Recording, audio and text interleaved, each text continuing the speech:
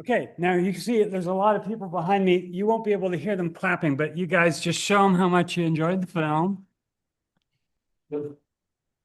I could see it. That's amazing how you make those claps silent.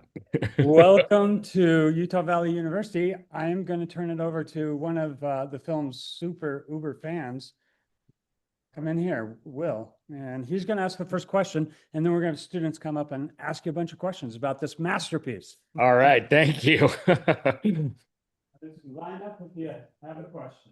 Hi, Mr. Appell. Hey, what's up? How are you? Doing Nice to meet well. you. It's an honor to meet you as well. I'm a big fan of the movie and of Al as well. Thank Uh, you. well, just to cut right to the chase, I wanted to ask. You wrote this collaboratively with Al. I think you said like 5 pages from you, 5 pages from him, and everything. I just wanted Yeah. to ask if there was any like specific part of the movie that you wrote that ended up in the final film that you're like, that's me. Yes, Hey Boy. The idea of the Hey Boy, that was that is something that is so stupid and silly that that one was all me and the Hey Boy. And I'll show you. I have here in my office. I have the Hey Boy over here.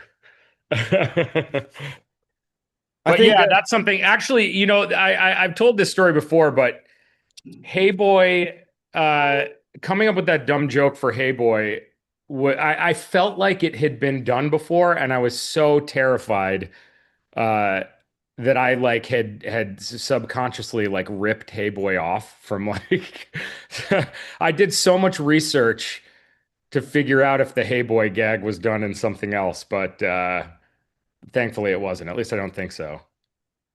nothing that I know of. Yeah. That's fantastic. Yeah, I can tell you that that's one of my most quoted. "Es un hey boy" Oh comes up quite a yeah. bit in conversation, so that's fantastic. Thank Uh, you. it's wonderful, and I know Dan Butts, your production designer, mentioned that they're technically straw boys. They Uh, are technically straw, I guess. What is it? I mean, I don't know the difference between hay and straw, really. I Do think you? What is the difference between hay and straw? Dan said that it's freshly cut is hay, and once it's dried out, it's straw. Ah, all right. Well, it's the straw boy, I guess. I guess so. Well, I'll turn it over to our students now, but it's really so great to be able to talk with you. I really thank you for doing this with us. It's really Yeah, thank you. I'm always excited when people can get into a room and watch the movie together. yes, lovely. This is my first time seeing it in a theatrical setting as well, so this is was a real treat for me. Thank you. Oh, very cool. Yeah, no problem.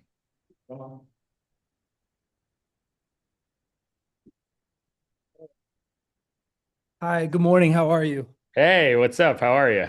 Oh, I'm just super tired. Me too. This is great. My name is Caden. I'm in the writing track here at UVU. Um, I just got to say, I do love this movie. Even Thank you. before it came up, I was very excited for this. But I wanted to ask, because I know this is your first feature, how was the transition going from television and making like Funny or Die videos into a feature film? Because I know you did Silicon Valley, which is another show I really like with that deadpan Yeah. style comedy. I mean, I would say that making the feature was closer to making the Funny or Die videos than directing television was.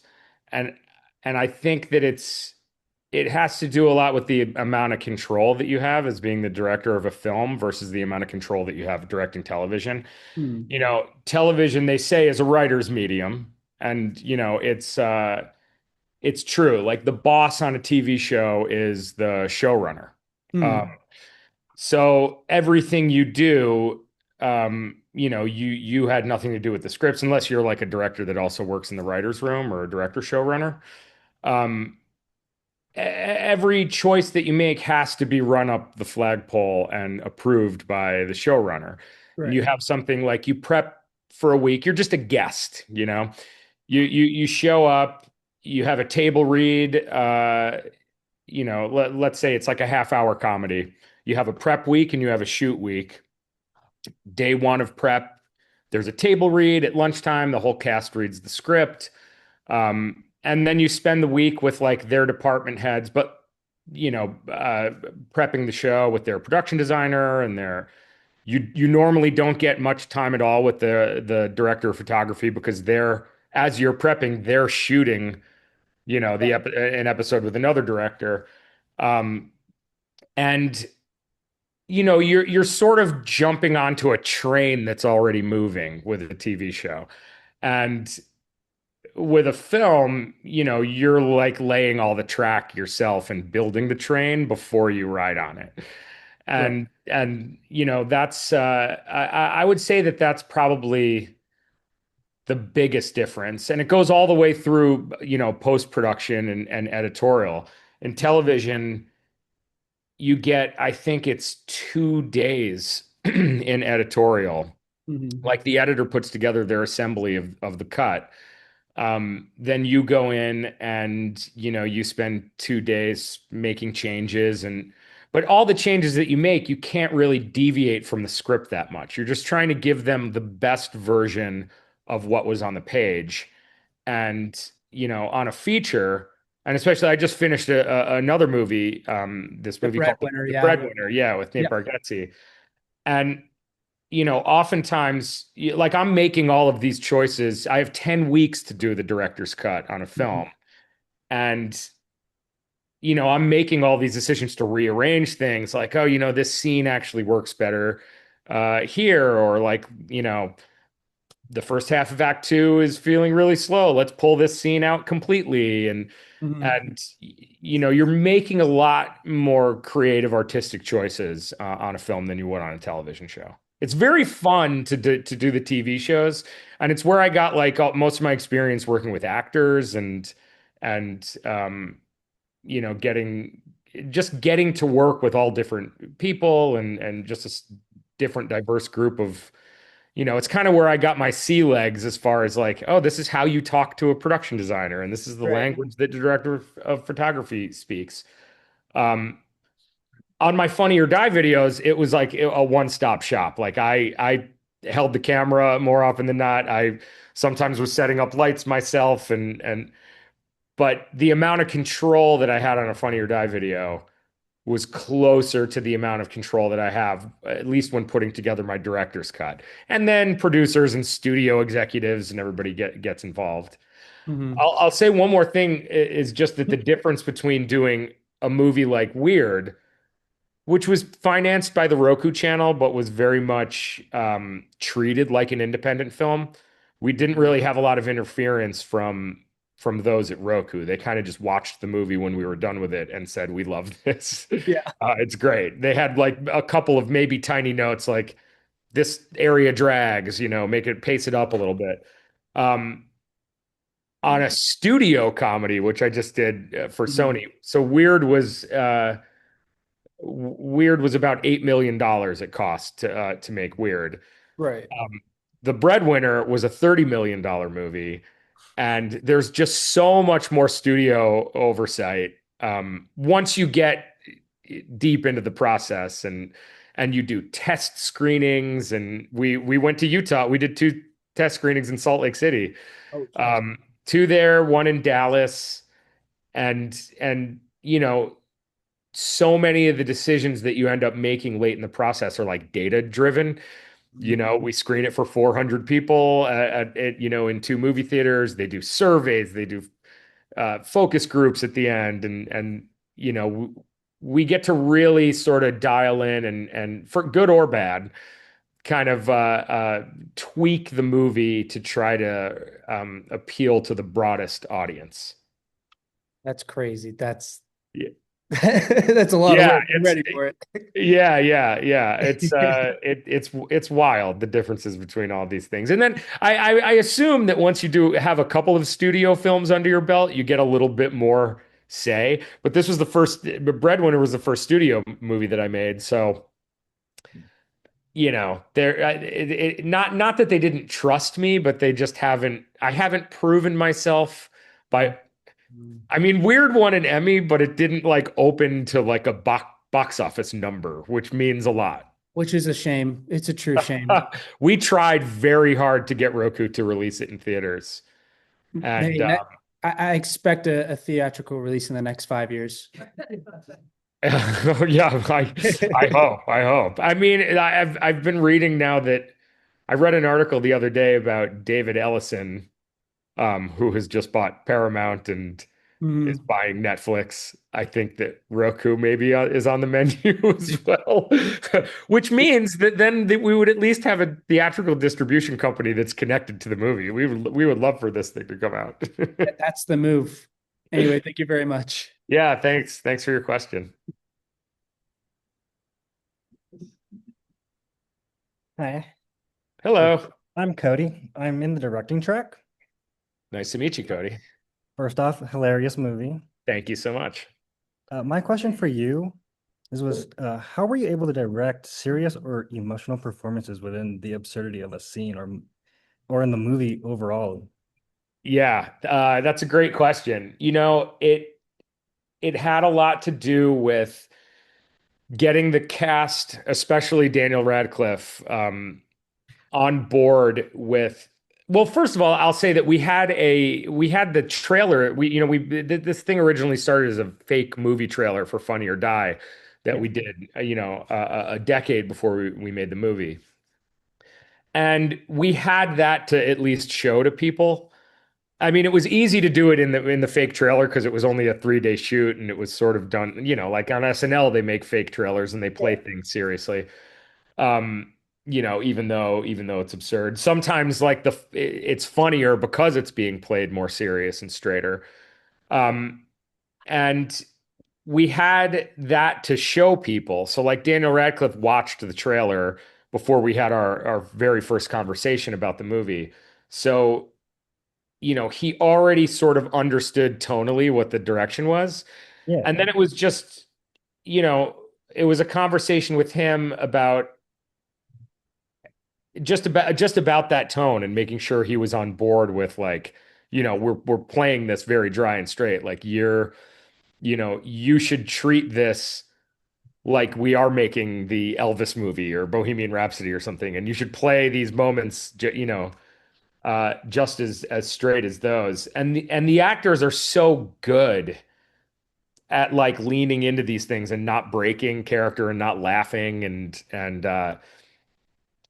everyone just kind of got the assignment from the beginning. I did a show years ago that was on Adult Swim called NTSF SD SUV, which was like it was like a parody of all like those procedural NCIS 24, like all those Law and Order, like all those procedural shows.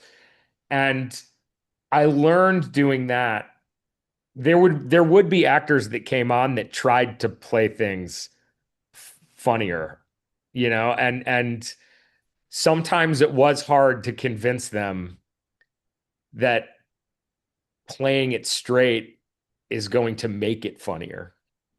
Sometimes it's a hard concept for actors to wrap their heads around. Um, I did a thing too with I did a thing with Edward Norton that I directed it was like a fake movie trailer for Last Week Tonight with John Oliver it was a trailer for a movie called Infrastructure, the movie, because the John Oliver episode was all about infrastructure. And I had Ed Norton there I had him for 30 minutes. Like everything was set up, lighting, the camera. Like Edward Norton basically got out of a car, came onto our set. We had 30 minutes to shoot with him. And it was, I guess the more difficult the actor is, I don't want to call Edward Norton difficult. The more sure of sure of themselves that the actor is, the harder it is to convince them. And it was like take after take of me telling Edward Norton, like, dude, like, give this as much drama as you would. Like, you're trying to win an Academy Award with this performance. And he's like, yeah, but isn't it funnier if I'm like lighter and goofy with this? And I'm like, dude, you got to trust me. Like, play it straighter than you've ever played anything. Like you're not talking about, the minutia of like infrastructure in the country. It's like, you talk about it like there's a bomb about to go off and it's like really intense and heightened and it feels like a Michael Bay movie that you're in. But it was the same approach to Weird. It's really just like it's all about getting the actors totally on board And it's funny because there's some scenes where we do take license, like Pablo Escobar plays it much sillier. Arturo Castro, who played Pablo Escobar, he plays a much sillier version of Pablo Escobar, still like weirdly grounded in this bizarre world that we built, but he definitely plays like a broader, more comedic version of Pablo Escobar. And I remember on set, Al wrote the Pablo Escobar scenes, like as we divvied up the scripts. Al wrote like the whole Pablo Escobar monologue about it being his birthday and all that stuff. And and Al wanted it to be delivered really serious. And I remember when we were on set, Al came up to me after a couple takes and was like, "He's playing this totally wrong." And I'm like, "No, I don't know. We could take a license with this one and maybe play it a little bit sillier. I think with this particular actor, it'll play funnier that way." But yeah, again, just to answer the question in its simplest terms, it's just about having the conversations with the actors beforehand and making sure that you're like, everyone is totally clear with what you're trying to do. And then it's just, it's tweaking it when you're there. Yeah, that makes a lot of sense. Thank you. Yeah, no problem. Nice to meet you. Hey Eric, how's it going? What's up?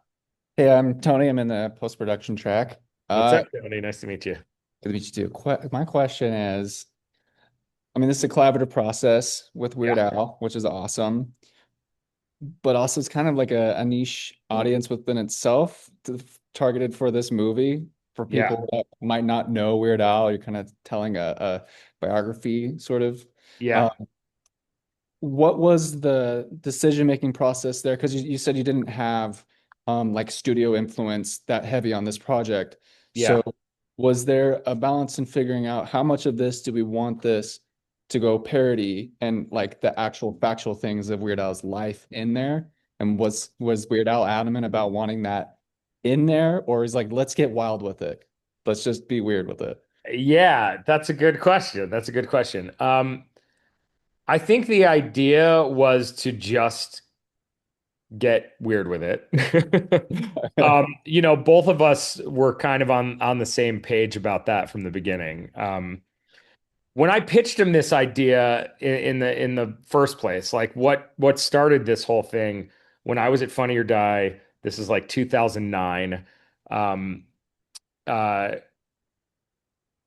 Walk the Line. I remember when Walk the Line came out, it was like such a popular biopic that then, as often happens in Hollywood, they greenlit a bunch of more biopics after that. So over the next, few years, several more biopics came out, and you start recognizing patterns in all of these biopics. Right. And I was like, I'd seen the trailer for this Notorious B.I.G. biopic that was about to come out. And I know how biopics like sort of blur the lines between fact and fiction, and they have to just for, to condense someone's career or life down into 2 hours. You have to combine events and put things together. You have to remove characters. You have to have certain things happen faster than maybe they happened in reality, or it's like, oh, how about this pivotal thing that happened in this person's life happens at this pivotal event in their life, and they sort of sandwiching things together. And the interesting thing about that Notorious B.I.G. movie is that like all of that stuff had happened 10 years before, and it was very fresh in my memory. I was in high school when Notorious B.I.G. was killed, and like all of that stuff happened. And prior to that, I feel like every biopic I had seen was about something that happened 1 or 2 generations ago. So I had this idea to do a fake. I'm like, oh, it'd be really funny if there was a biopic about someone who A, is still alive, and B, we like it's all just fabricated and made up. And I was a fan of Weird Al's, and I'm like, oh, Weird Al would be a really funny person to do this about, because I'd watch his Behind the Music as well. And he lives a life free of controversy. Like the most controversial moment in Right. Al's entire life was like that Coolio got kind of mad that he parodied Gangster's Paradise, right? That was like the, and Which I'm I like, love that you put that in the movie. I'm glad yeah. that made it in there.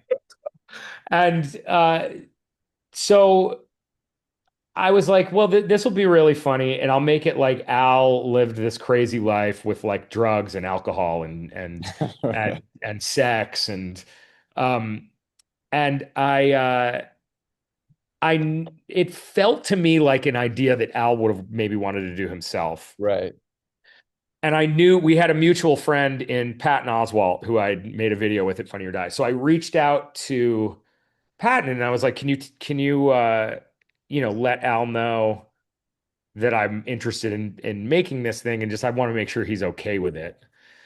And he wrote back and he was like, "Yeah, I just gave Al your email. I told him the idea and he thinks it's great." And Weird Al emailed me like minutes later, and he was like, "I love this idea. Can I work on it with you?"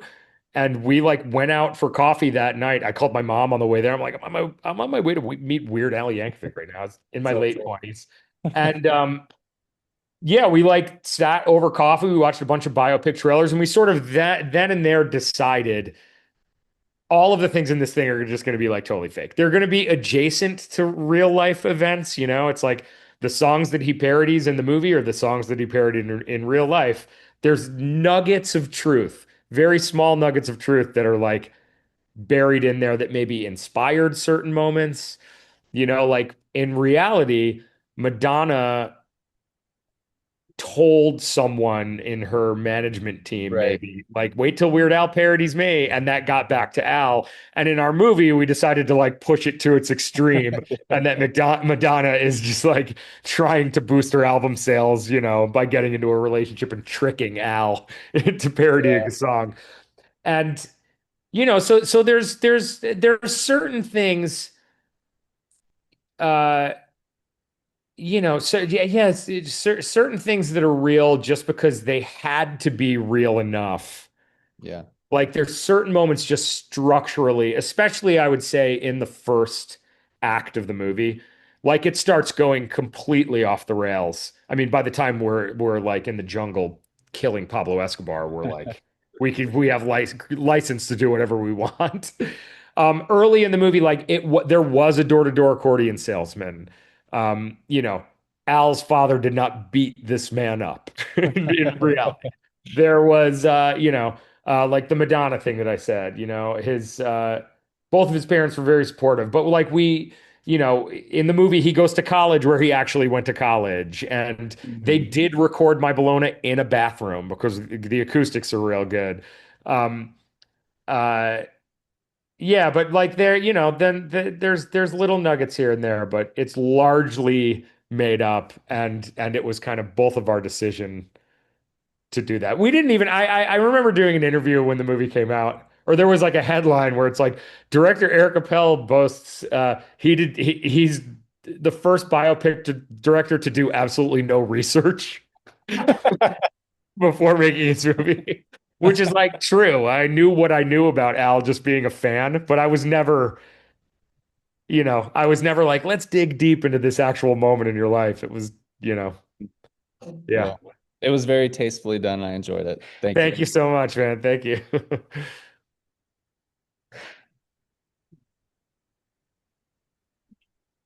Hi, I'm Isaac. I'm in the directing track, but I actually have a producing question for you. All right. I noticed it didn't hit me until while we were watching this, the very beginning of the movie. It says on there, like distributed by the Roku channel.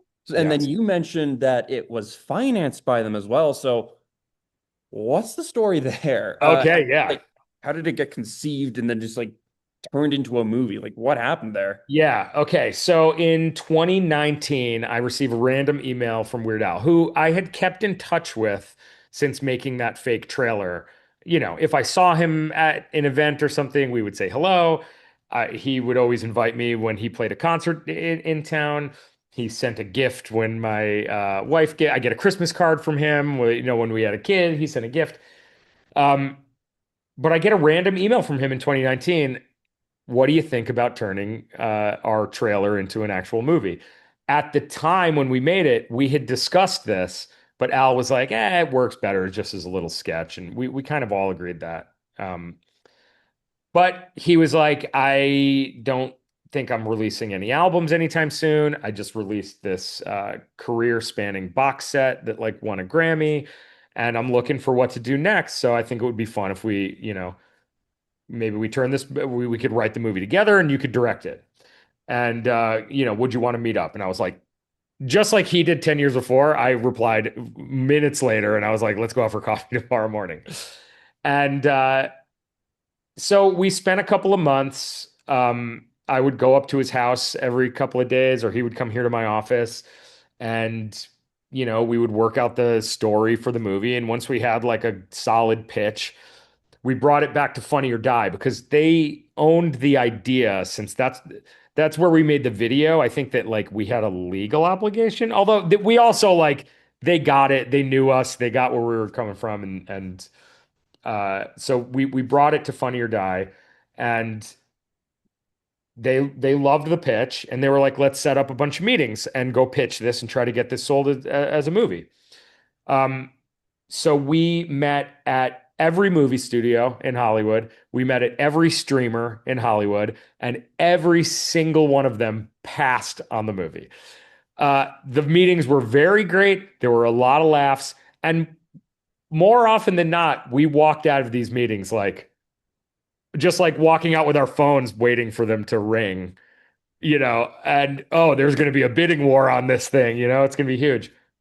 And for whatever reason, the execs that we pitched to, here, I'll digress for a second. A tricky thing about pitching movies in Hollywood is that when you pitch a movie, unless you are A-list talent, you're going to be pitching the movie to someone who then has to pitch the movie to their boss. If you're super in demand, an A-list director, an A-list actor, A-list writer even, you're probably pitching the movie to a decision maker, a real decision maker who has green light power. But that was not us. We were pitching to people who were like, I love this. And then they had to pitch the movie to their boss, and whatever bosses at all of these companies are like, no, we're not making the Weird Al movie. What are you talking about? So we were going to set up meetings. Now at this point, Funny or Die is attached as the production company. They are the producers of the movie, which just means that they have like packaged the movie with us. They're going to handle like physical production. So they will hire the line producer, they'll be in charge of, but we have to find like a financier, a movie studio, someone that's going to pay for it, who will also get producing credit or executive producer credit. So we were going to set up a bunch of meetings with independent financiers after we struck out at all the studios. And I said, you know what? I don't want the same thing to happen that just happened with these studios. Let us write the movie. We'll write it on spec. No one's going to pay us. We'll just write the script together. And that's when Al and I, we fleshed out the outline a little bit more. And then we did our writing process, which I don't know if you guys had talked about or heard about, but we broke the script into 20 chunks, 20 like we took the outline and just like separated it into like 20 different little, the 3 to 6 page chunks of the movie. And then we're like, we're going to write this movie in 20 days. And day one, I wrote chunk one. I sent it to Al. He got it. He rewrote chunk one, like made revisions to it, added the second chunk. He sent it back to me. I revised both of those chunks, added the third. And we just kept going back and forth and sort of refining the script as we went along. And at the end, we ended up with, after 21 days, we had a first draft of our movie that actually felt like the 10th draft of the movie because we had been rewriting it and refining it as we went along. So we decided, let's attach an actor before we take this to financiers. We discussed some other actors, checked some availabilities and interest. Adam Driver's people were like, he's not interested. Timothy Chalamet's team was like, he's not interested. Those were like the very, very first initial calls, I think. And then we were like, all right, let's come up with our realistic list of people who we think could potentially do the movie. And we had a list that had everyone from like Daniel Radcliffe to Jason Schwartzman on the list, right? It was like, who else was it? Shia LaBeouf was on the list, which I'm glad we didn't go with. That probably would have been more trouble than it's worth. Um, and and we ended up deciding, the first person who's going to read this script is going to be Daniel Radcliffe. We sent it to Radcliffe. 2 weeks later, Daniel Radcliffe wants to have a Zoom with you guys. We got on a Zoom with him. Actually, no, it wasn't a Zoom. This was pre-COVID. We got on a Google Hangout or Skype or something. And Radcliffe was like, I love this. I get it. We had all our conversations. And at the end of our call, he was like, can you suggest an accordion for me to buy? I want to learn how to play. So we're like, oh, Daniel Radcliffe is in. So 1 week later, COVID hits. So now we're like trying to take out this movie, which is already a very difficult sell. We have Daniel Radcliffe attached. We bring it to a bunch of independent financiers. Pretty much everyone is saying no again. And finally, we get one company called Tango Entertainment. Now, they are this independent film company that is financed by like a Texas billionaire, like oil tycoon. Who has his like fingers in a lot of different movies. He was also like an executive producer, co-financier on Everything Everywhere All at Once. He's got like a lot of movies that he touches. This guy, Tim Headington is his name. And Max Silva and Leah Boomin were the two execs that worked under him. They came on, Tango Entertainment came on as our financiers, but Tango's mandate was that they could only contribute up to $3 million of your budget. At the time, we were trying to make the movie for $6 million, and we were going to shoot it in Atlanta, where $6 million is like $8 million, really, when you get your tax rebates. Like a year goes by, and Tango cannot get another financier to come in with them to be the other $3 million, which is insane to me. I mean, we have this thing. You know, we went back and knocked on the doors of some people that had rejected us before, the Netflixes and Amazons of the world, still nothing from them. And we were about ready to give up. And I had an exec that I had worked with at Quibi. Do you guys remember Quibi? Does anyone remember what Quibi is? Probably not. Not me. I'm Quibi probably was some a people. Quibi was a raise your hand. I could see some hands. Raise your hands if you guys know what Quibi is. Oh, wow. Quibi really made a dent culturally, I'll tell you. So Quibi was a streaming service. It was a phone-based streaming service that launched right at the like week 2 of the pandemic. And it was basically Quibi made movies-ish. They made series that were like 10 episode series. Each episode is 10 minutes long. They tell a complete story. One episode comes out every day, and you could watch it on your phone in portrait or landscape. So when you shot one of these things, you had to shoot it both ways at the same time. You had to like protect for a portrait. It was a nightmare. But I did this thing. I did this thing for Quibi, which quickly went on. You look up Quibi. It's a great story. It was Jeffrey Katzenberger ran it. It was like a spectacular failure. And the funny thing is that now, with the rise of microdramas are based. Do you guys know what microdramas are? Raise your hand if you know microdramas. Oh, wow. Everybody knows microdramas. Nobody knows Quibi. Microdramas are doing what Quibi did. So I worked at Quibi. The exec that was at Quibi that worked on the project that I did. When Quibi went under, he was hired by Roku to be their development exec. My manager slipped him the script, and then he called me 2 weeks later, or a week later, and he was like, I love this. I think I can get Roku to make this movie. Roku does not make movies. Like they were barely making TV series. He got hired to be their TV exec. They were doing like mostly like reality TV type stuff. But he was like, my bosses think that just the announcement of this movie uh in the trades and in the industry facing uh trades would signal to Hollywood that Quibi is serious about making like cool fun projects. That was kind of, they're like, we're willing to make this movie just for like that industry facing bump that it will give us. And I don't think they had any idea. I mean, Colin, that was the exec. He always loved it, but I don't think Roku had any idea what they were getting into, if it was going to be good or not. And yeah, so they decided to finance it at the end of 2021, I guess, and at the beginning of 2022, we started prep on it. And when Roku saw, oh, so sorry. Roku decided to finance it, but there are no movie execs at Roku. Nobody knows how movies work over there.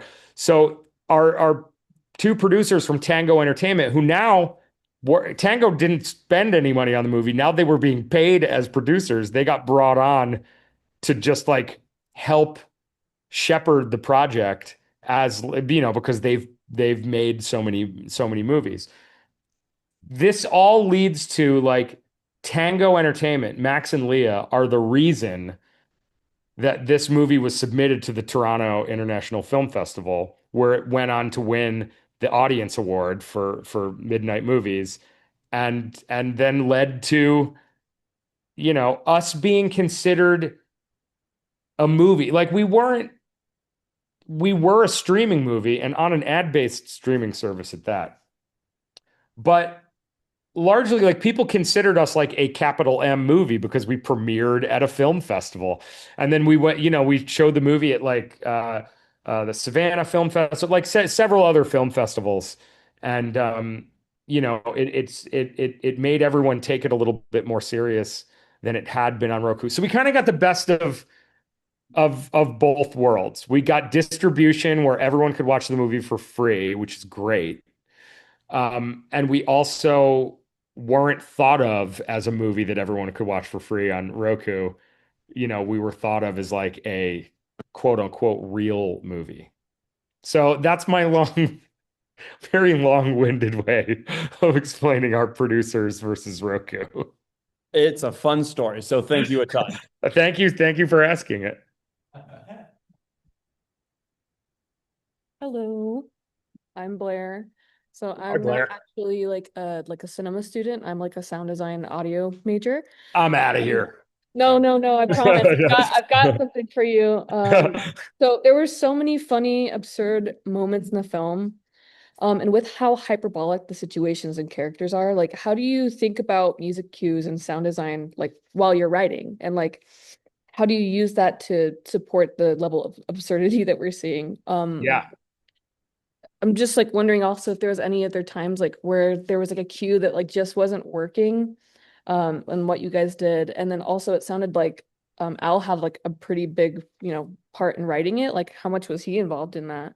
Yeah. That's a great question. I have not been asked that question before. Great. So, you know, because I don't want to call our movie a parody because that's not what it is. It is a satirical biopic. But it was a very well-defined genre of movie that we were making. And one of our big, you know, this sort of jokes of the movie is just how we dramatize these really absurd moments and make them feel epic and make them feel, you know, like big movie moments. And an orchestral score, you know, is definitely one of the things where the music is also telling you how to feel. And we felt like, you know, we could really push the comedy by pushing some of these music cues. So like, of course, there was like Al's songs. So I'll say first, there's Al's songs, which it was a discussion early on. He is going to re-record all of these songs for the movie because we want them to feel like they are being played in the environments that they're being played in. So, um, the song that's being played in a bar sounds like a song being played in the bar. The concert songs sound like concert songs. The stripped down version of Another One Rides the Bus, was recorded to be a stripped down version of Another One Rides the Bus with all these little funky instruments and so that was from script phase, all of those specific, the way each of those songs would be performed, were in there, and Al and I both discussed all of those. I would say that Al kind of took the lead musically on all of his own songs. And that went all the way through post-production. When we were mixing the movie, Al had just like such specific notes on the mix, which were like extremely helpful. And I mean, he's been, producing albums for geez, 40 years. But as far as the music cues, like the score cues go, so we worked with our composers were Leo Bierenberg and Zach Robinson, who I had worked with previously. I've worked with Leo on just about every project that I've done in the last decade. He was an apprentice for Christoph Beck when I first met him, so he wrote music, which like in composer world, a lot of their he was an arranger. A lot of the arrangers like write, he tosses them pieces of music to write themselves. So he wrote music in Frozen and in Ant-Man and R.I.P.D. and The Hangover Part 2. And anyway, we talked very early on too about some of these just big like sweeping score moments. Al's like the award speech, we wanted it to just be this huge, crescendo with him hoisting this thing in the air before he gets shot. And music and just sort of sound effect ideas at certain points in the movie, we knew really early on what we wanted to do. The mariachi band at Escobar's, we wanted the music in the bar fight to sound like John Wick, Matrix, to the Raid. We wanted it to sound like ultra contemporary. And we talked a lot about how we wanted the overall score for the movie to feel like Alan Silvestri like meets John Williams. And we listened to and this is while we were writing, we listened to like the Forrest Gump score was like something that we kept listening to. But there's like some Spielberg movie score that we use as inspiration, Jurassic Park, a little bit of some E.T. And yeah, so that's kind of trying to think of any other specific like music or sound cues. I can't really think of any off the top of my head that like were discussed early on like that. Like we knew that we wanted the in memoriam music at the end to be that like piano, the really stripped down version of like what ended up being our theme. But I'll say, even if we didn't talk specifically about how exactly we wanted music to sound in certain moments, just knowing that like we leaned into certain like genre, like it turned into an action movie for a little stretch. It turned into like a drug action movie for a minute, and like making sure all of those we wanted it to sound the way it's supposed to as the movie transforms, the sonically everything transforms too.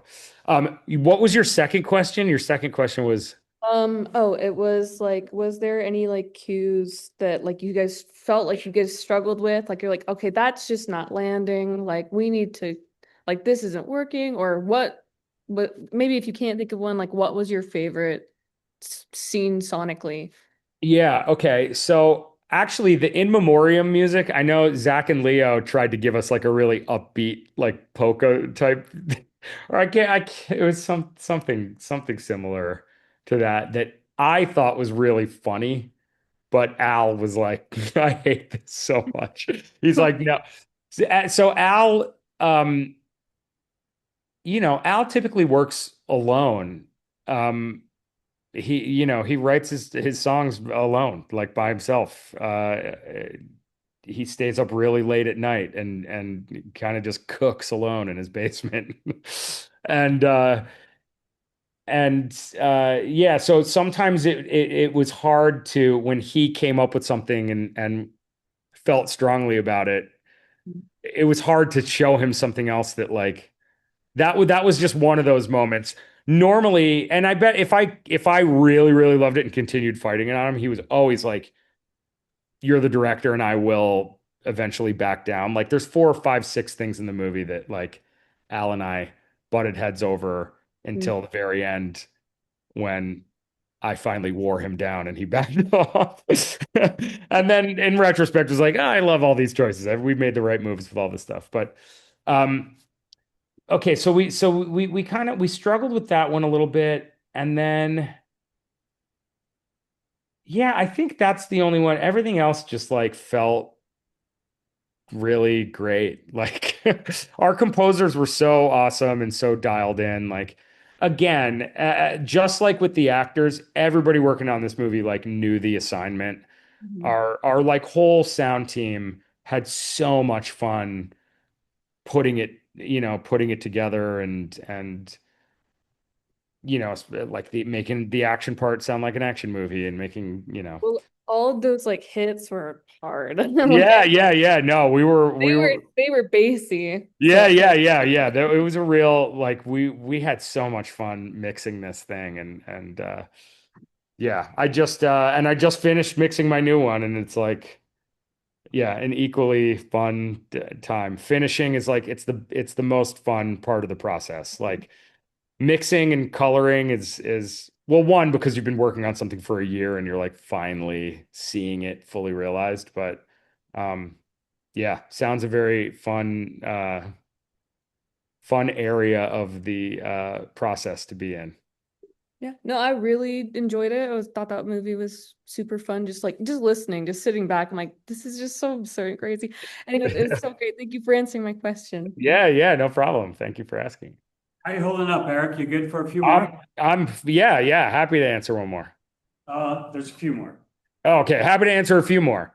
Are you guys holding up back there? I hope I know some of my answers are all right. Thank you. I didn't see all the hands. I didn't see all the hands. Hey Eric, I'm Donovan. I'm in the directing track. Nice to meet you, Donovan. Yeah. First of all, awesome job on that movie. I'm a huge fan of Weird Al, so I feel like that was like everything I imagined a Weird Al movie could be. So that was pretty good. Thank you so much. So my question is, because I make a lot of shorts, just like you did with Funny or Die and all that stuff. So how do you go from like, what's your advice from your experience, like going from making all these shorts to like getting to where you are now and like making it in the industry like that? Yeah, that's a hard question to answer because the path keeps changing and shifting. So I'll tell you that like and I'll try not to be too long with this answer, but like my trajectory, like the path that I took, I went to school for animation. I did not want to be an animator.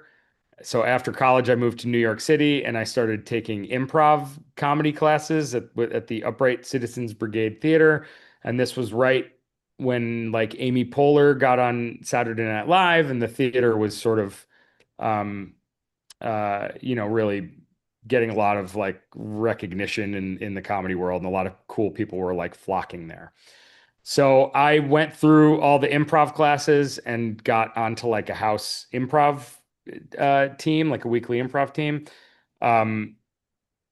the sort of my crew of people that I came up with in classes was like Ellie Kemper, Donald Glover, Aziz Ansari, Ben Schwartz, Zach Woods, a lot of like really great actors that are like Aubrey Plaza, like a lot of people that are working right now. And we all sort of moved out to Hollywood like within the same year or two. Um, and a couple of years after that, I had been doing some writing for some sketch comedy shows, and that's what ultimately landed me at Funny or Die. Um, at the time, Funny or Die was like, this does not exist anymore. Funny or Die used to be like a destination website. So like I worked at Funny or Die before and after the endless feed was invented. Okay. So like when I started at Funny or Die, Facebook, which like that's how old I am, like who even uses Facebook, but but Facebook was it didn't have like an algorithm based, there was no like infinite scroll. Um and so people used to go type funnyordie.com every day when they'd sit down at their computer, and like it would land them on a curated page full of videos. And because I worked there, my videos ended up on the curated page because I curated the page. I'm not going to not put my videos on the page. So, That's awesome. along with like user submitted stuff. And so I started getting some like recognition from that. Like some of this, there's always a little bit of right place, right time. You just have to find the right place to be at when the right time happens, which is like, I know that's like annoying advice to give, but like I happened to be at Funny or Die when Twitter came out. And because I was like a notable online person who was like putting out content, I was like one of the first people to be verified on Twitter and put into all these like filmmaker lists on Twitter, which is where like a lot of people found my stuff. And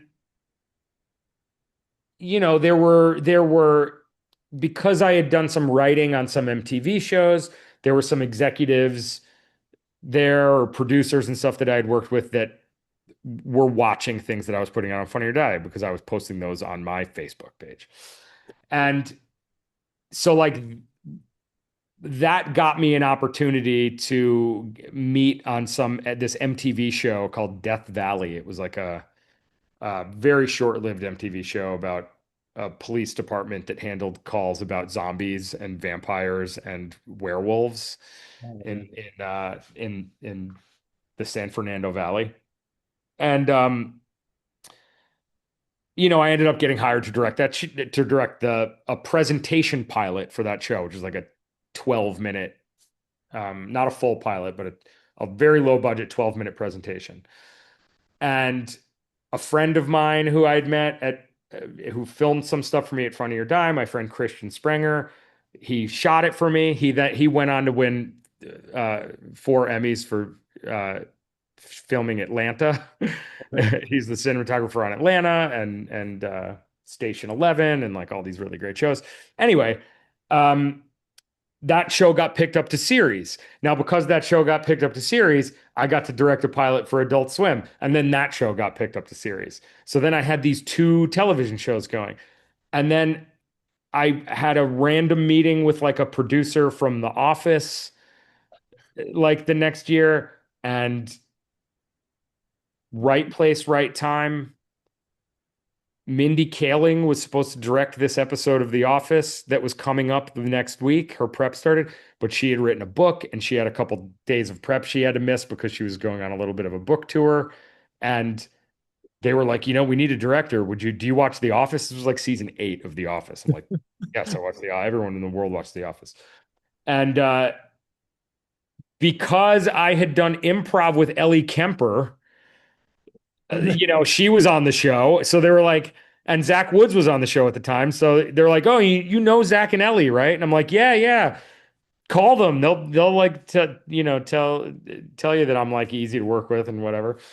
And I got hired to direct The Office, and that ended up being a great experience. So because I did The Office, I mean that when if you did The Office, you were then blessed by the TV gods and like everyone. Then all of a sudden it was like the next TV season. I found myself directing New Girl and Brooklyn Nine-Nine, and all of a sudden I'm like doing all of these shows, but it all sort of everything just kind of snowballed. So I was lucky that I kept being in the right place at the right time, but I also was consistently, I guess, putting out stuff that like wasn't good and wasn't disaster. I will tell you, I had a disastrous experience on a television show called Son of Zorn that it just was not a great experience. And that show ended up getting canceled, and like I didn't direct TV shows for a couple of years after that. So like, and then I made Weird. But so there's a little bit of like, and this is what this is the pressure of making movies too, is that if the movie doesn't do well, you go to what they call director jail.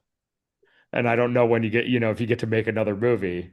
But if your movie does well, then it's like your next movie is going to be a bigger budget, right? So I did Weird, $8 million movie. I just did Breadwinner, $30 million movie. Please tell your friends, everyone, May 29th, go see the Breadwinner, because if that does good, then it's like a $60 million movie I get, and then I'm doing Spider-Man after that. You know what I mean? Like, so Go. yeah. You guys see the trailer today? It looks Yeah, great. it's amazing. I spent all morning watching it. Oh my God, it looks so good. It looks so good. But like, you never know. You never know. I will tell you, I got a meeting. This is a good digression. But I met with, before they hired the Russo brothers to direct the new Avengers. They met like every director with like a little bit of heat in Hollywood. What the? So I like met on, wait, hold on. Let me just show. This is awesome. So I had to like buy I like read all of like Oh my goodness. Secret Wars, and yeah, I had like a week to like read the entire Doomsday Secret Wars arc before I went in and met with Marvel. What a stressful meeting, man. And then obviously I'm not in England right now shooting it, so I didn't get it. But anyway, so now the advice part of this. I would say the advice part is just to like keep making what you like. Because everything I did, I enjoyed doing, passion. Passion goes an incredibly long way. As you can tell by me grabbing a bunch of comic books to show you, I'm passionate about all these things I do, and I'm just very excited to talk about all of it. It's very fun. I feel very lucky. But like, just keep making stuff, never stop making stuff. Never stop showing people stuff. I am the annoying person who like always wants to show people things. It's like I have a reputation. Like if you ask anyone that knows me to make fun of me, that's what they'll do. Go do an impression of Eric Appell, and they'll be like, "Hey, come here. Let me show you the thing real quick." That's my thing. My wife and children could tell you all about it. Yeah, if this wasn't being recorded, I'd be like, "You guys want to watch some scenes from the Breadwinner?" On my, I'll hold it up to the camera. But I'm just kidding. I wouldn't do that. That's highly illegal. But I would say just like keep making things, and just and collaborating with people is another huge thing. Like work with as many people as you can, in whatever film community you're in. You never know. You never know who's going to be Donald Glover and who's going to be Ellie Kemper and who's going to be like, end up someplace where they could say, "Oh, I remember working with you and I really liked you," and ask and like asking people for advice and asking people for help and asking people like, can I visit that set? Can I learn how this is made? That stuff goes a real long way too. But I would say just like even getting up and asking a question like that's, you have enthusiasm and eagerness to learn, and that's great. So just keep doing that, and I don't know, put stuff on TikTok. What do people do now? I have no idea. Yeah. No, that's awesome. Hey, thank you so much. Yeah, no That problem. means a lot. Thanks. Couple more, Eric, you good? I'm great. I'm great. Love the shirt. Thank you. Hello, my name is Sam, and I'm in the cinematography track. Nice to meet you, Sam. Yeah, for the movie, I want to know did you enjoy working with Dave and Eric from the podcast and the other super fans? Oh, yes. Yes. I had so much fun. I will say this. The Weird Al Yankovic fan community and like super fan community are the greatest people I've ever met in my life. They are Kenneth. I can't remember Kenneth's last name. He is one of like the Weird Al super fans. He was on some like collector show on TV where he has like the biggest Weird Al collection. He has you probably know who he is. I think I met him Yeah. at a concert. Yeah, he has like he like bought a replica of the suit that Daniel Radcliffe wears at the end of the movie, but he made these, like he mailed me this. He made this Al TV thing, and like just because he's like a giant fan of Weird Al and he, loved the movie, he like sent me a gift, which is just like the most incredibly generous thing. It's just like the loveliest group of people. I'll say Dave and Ethan reached out to me when they found out about the movie. I'd never met them in person before. They'd asked me to do their podcast, and I said I let them know, I'm like, we're making a movie, guys, and I don't want to do the podcast until like after we finish the movie, because I'm afraid that I'll like give away spoilers or something. But they asked me if they could be, just be extras. And I was like, yeah, of course. If you come out, of course, I'll put you background in the movie. And, not only did I make them extras, but I made them, they're these bikers in the front, I'm like, you guys are like, you look perfect for this. I'm going to put you in the front row. I like gave them the VIP treatment when they showed up. I went and ate lunch with them, when we broke for lunch, and like, it was such a fantastic experience. Like I consider those guys friends, like, and if they ask, yeah, they're just I could not love those guys more. And I went to the, what's really cool about being in this world and being known, like I don't have any fans, like or maybe I do, but they're, no one's lining up to meet me or anything. But when I go to a Weird Al concert, Al seats me up in the front, and that's where like everyone's over there, and to get recognized is like a very exciting, it's like an exciting thing for me. And like, I'm just happy to meet people. And like, someone made me a Hey Boy bracelet at like the last show that I went to out here in LA. And yeah, it was just really, really lovely community of fans. Mm-hmm. Well, thank you. Yeah. Thanks for asking. All right. What's up, Eric? What's up? My name's John. How's it going? What's up, John? How are you? You're like, no one's in line to meet me. There's a line right here. I love it. Meet Hey, me. no, it's great. It's great. I have two questions. Sure. My first one is, what did Madonna think of the movie? I wish I knew. Like, I want so badly. I've talked about this so much. I want so badly to know that A, she has seen it, and B, I'm dying to know what she thinks of it. I like hope that I get to cross paths with Madonna like at some point. I feel like Madonna has a really good sense of humor. Like I like just from seeing her, I mean, she was married to Guy Ritchie, like I have to imagine she has a good sense of humor. I remember when she was on SNL, she did like a Wayne's World sketch, and she's um yeah, like I think that she would have a good sense of humor about it. I think Evan Rachel Wood would really like to know as well how Madonna responds.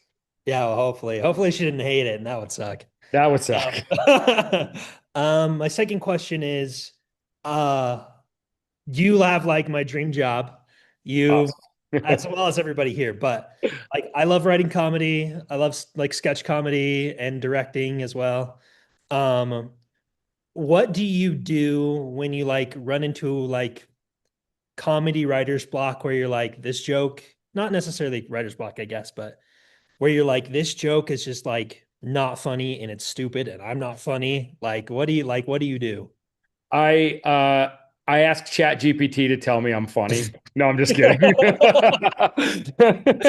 I put the joke into Chat GPT and it's like, this joke's actually great. This Yeah. is great. You're the best at writing Yeah. comedy. Oh, Would you thanks, like me Jack. to help you develop more jokes? But yeah, what do I do? I mean, like wallow in self-pity. Oh. I don't know. It's really it's a tough I tell people the joke, or like that's part of my okay. Now we're dating. Now you're my therapist for a second Here we go. Now Yes. we're scratching at something here. Okay. Part of me like showing things to people constantly. It's it's it's for like it's to make sure that the thing is good. And like honestly, it's like everyone is like my test audience, and I'm like, really, I'm just I'm watching someone watch the thing that I'm showing them to see, just to make sure that it's okay. Because I'm, I've yet to meet an artist that's like not insecure, in some capacity. And it's, you know, I can sit here and like tell stories and like talk a big game, but like incredible anxiety and just like insecurity that like everything I write, it's like great as I'm writing it, and then the next day I'm like, this is trash. I'm never going to work again. I can't show this to anyone. And I'm a little bit, I think I will say that what that does is that creates perfectionists, and like maybe that's a good thing, right? To an extent. It means that how you'd watch like auditions on like American Idol type like reality shows and stuff, and they would always have someone comes out and sings, and it's just like abysmal, and they're like, "Wow, what are you doing here?" Like you have to have, like I just don't ever think that something's good enough. Yeah, I'm like the polar opposite of that. Like I'm so afraid to show things to people until I think they're ready. And yeah, I don't know. It's like it's a complicated question to answer, but like, but if the question is like, if part of the question, I guess, is how often do I think that something is like not up to snuff? Like it's quite often.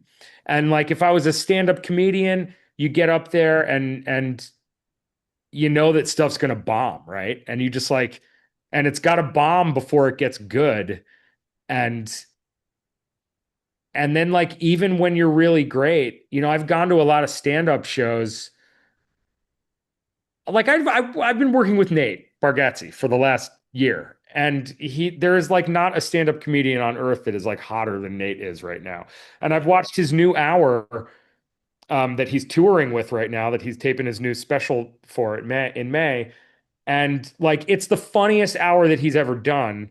But having worked with him so closely for the last year, like I've seen him do plenty of stuff that doesn't work, that doesn't land, And I think that part of what the longer you're in this business, or just the business of like entertaining or putting art out there, you have to form a thick skin as time goes on. And that's just something that like develops over time. And it's like, and it's okay for something to suck at first.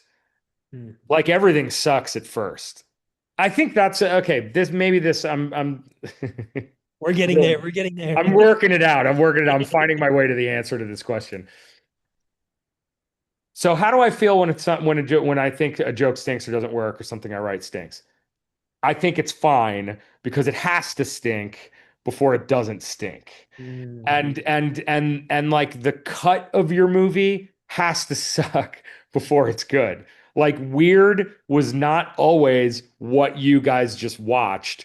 Weird was at first a clunky director's cut that was like 20 minutes longer than what you just saw, and like had so many of these moments that really work did not work at first. And it's like, it's just having this, you know, it's just sticking with these jokes or these lines or these scripts or these moments or whatever it is. And knowing that like there is a path to make it great. And even when something's good, I'm always like, it's not good enough. Like the difference between bad and good and great is wider than the difference between bad and good. So like, I'm dissatisfied if something's good. I'm like, I don't want it. I'm not doing this so I could just make something good. Like I want to, like that the goal is to make something great. And I guess that it's that you just you feel bad, but you're like, I'm going to work at it and I'm going to just keep chipping away and making it better until it's the best thing that it can possibly be. And then it's ready. Okay, cool. Yeah, that answers my question. I don't even remember what your question was. I don't even worry about it. You got there anyway. All right, thanks, Eric. Appreciate it. Thanks, man. Dude. Eric, can you squeeze in one more? Yes, I can. Last one. What's up, Eric? Hey, what's up? It's past my bedtime. Oh my goodness. Thank you. That your movie's awesome. I feel like I don't know where to look. Do I look here or here?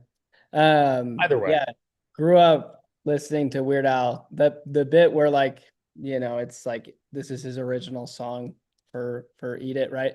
Was like a lived experience for me. Like I heard Weird Al versions of songs before I heard the real one. So I thought that was really funny. That's very funny. My kids are the same way about a bunch of songs. They hear the real thing. They're like, this sounds familiar.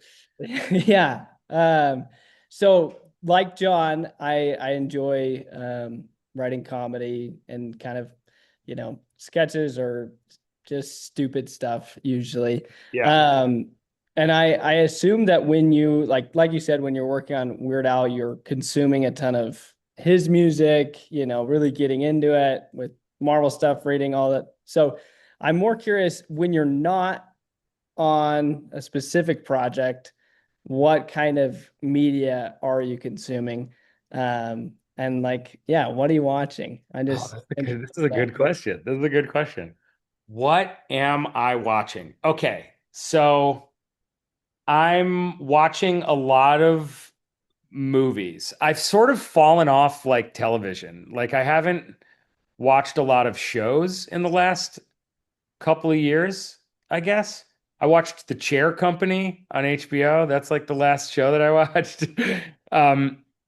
But like, yeah, I haven't found myself. Oh, I watched Adolescence also very recently. But like, yeah, I haven't been watching a ton of TV. I've been watching a ton of movies. And I've actually, so I have two kids. I have a 14-year-old daughter and an 11-year-old daughter. And I've been taking my 14-year-old to the movies. So here's the greatest thing about living in Los Angeles. If anyone's ever thinking about moving to Los Angeles, we have a ton of movie theaters here that show old movies. We have like tons of incredible revival houses that show old film prints of movies. And so like whenever we have a break, like my 14-year-old has a break from school, she's off for a week for spring break or whatever over Christmas. We went to the movies. I was like, we're going every single day to the movies, you and I. Yeah. And so like I consume a lot of, I mean, there's so many movies that I've never seen too. It's impossible to see all the movies. So I go back and try to watch as many old things as I can that I haven't seen. But I say of late, I've been like rewatching a lot of old classics that I show her. I also very guiltily will say that I watch a lot of Instagram reels. Let's go. I watch like an incredible amount of Instagram reels. Man, I'm right on the right track. Let's go. Oh man. I mean, but I will say, hold on here. Wait, here comes this is the advertising portion of this. Hold on. I bought one of these. I wonder if you've seen these advertised. Where is it? Where is it? Where is it? What is he gonna pull out? Well, the brick. Oh yeah, I've seen those. Does it work? Sounds like it doesn't work. It works when you're using it. I have to hide the brick though, Yeah. So yeah, for anyone that doesn't know, the brick is you can like turn off all of the treats on your phone that you shouldn't be abusing at all times. And when you have to do work. So if I am in work mode, I usually don't have it in my bag. I just got back from I was directing some Ford commercials in Nashville over the last couple weeks. So it's usually on my fridge at home, but I just got back yesterday, so I have it in my bag. But what you do is you like silence all this stuff on your phone, and then in order to turn it back on, you have to physically tap your phone to the brick to turn like Instagram back on. I didn't use it at all while I was in Nashville, though. It's been in my bag since I went there. Oh, it's so hard. Okay, but yeah, I watch a lot of like stupid, silly Instagram reels, just like dumb. I feel like the Chair Company is dumb. Tim Robinson stuff. There's still dumb comedy, silly stuff that exists on television. I watch SNL every week. I still watch SNL every week.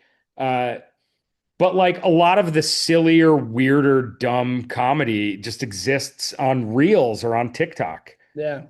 Or YouTube, I watch, you know what else I consume a lot of? That podcast, Diary of a CEO. Does anyone know this podcast? No, I'm about to look it up. It's good. It's good. It's just an interview show, but they're all like, all the interviews are like 2 hours long. So I'll like fall asleep watching that at night. What else do I watch? What do you watch? What are you consuming? Reels, YouTube. I don't Dude, know. oh no. Yeah, I know. Watch some movies. You watch movies though, right?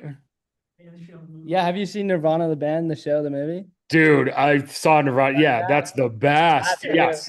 Just watch that one. That one's That's good. the best. Here, wait, I'll tell you. Here, want me to read you through? Let me go to my letterbox and I'll tell you the last movies that I saw in the theater. I'm Eric Appell on Letterboxd if anyone wants to follow me. Okay, here's. You better follow me back. And I only, I will. I'll only see movie. I'll only log movies that I see in the theater unless they don't have a theatrical release. Okay. I saw a documentary. All right, here's the last movies that I watched. A documentary called Corey Feldman versus the World, which is bonkers. You can only get that on rented on Apple. Predator Badlands, which is only streaming. Rebel Ridge, which is streaming only. The Perfect Neighbor. I'm naming all streaming movies right now. I talk all this stuff about going to the theater. Yeah. The Perfect Neighbor and Knives Out 3, Wake Up Dead Man. I hadn't seen that yet. Okay. Sunshine, which is the old Danny Boyle movie. I saw that at the Academy Museum. Nirvana the band, the show, the movie. I saw Goat with my kids. Good Luck, Have Fun, Don't Die. Oni Baba, which is this Japanese movie from 1964, which is really cool. A movie called His House from 2020, which is on Netflix, but I saw it at the Academy Museum on screen. I saw a Hello Dolly at the Academy Museum again. I have a membership at the Academy Museum. Yeah, clearly. Yeah. They know you there. I saw Arco, Send Help. It's a mad, mad, mad, mad world. I saw a Jackass, the movie, and Jackass #2 double feature at the New Beverly Cinema, which is Quentin Tarantino's theater, and Johnny Knoxville introduced them. Casino, The Breakfast Club, Pump Up the Volume, 28 Years Later, The Bone Temple, The Muppet Movie, 2001, Jaws, and the Stranger Things finale. Those are all the last movies that I saw in the theater. Good one. So Hey, well, thank you. That answers my that's it. question. I think that answers it. Keep Yeah. consuming, watch more reels, brick my phone. Well, yeah. Watch less reels, watch more movies. Okay, sounds good. Thank you, Thank you. for Good the to meet you. question. Okay, that's enough. Sit down here. Eric, it's been a pleasure. You've just been so generous with your time. Thank you so much. And everyone, give him a big hand. I do have one request. As we post this, we try to get a nice screenshot of you smiling so that we have it in. Okay.